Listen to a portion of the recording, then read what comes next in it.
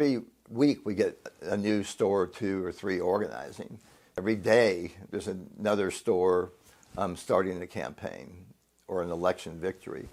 They can't squash the movement. They can fire 200 people. Schultz can close union stores. He can try to terrorize the workforce, but it isn't working. And they're not going to go away, and they're too wonderful to beat. I mean, and their spirit still is, in most places, is high. The Starbucks campaign is really, I don't think it's too extreme to call it an unprecedented reign of terror over workers to try to keep the union out. And there's no better, I should say, worse example of that than Ithaca, New York, right down the road from Buffalo here, where the workers there were 3 stores in Ithaca.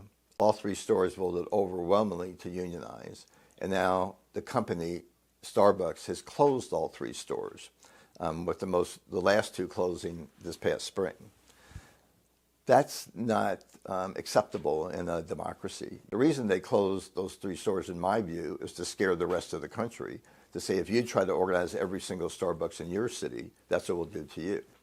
That's the type of thuggery that I've never seen in my career. And that's why I think this is the scale. This is both an unprecedented organizing campaign in the number of workplaces. It's the largest in U.S. labor history. But unfortunately, it's also the largest anti-union campaign.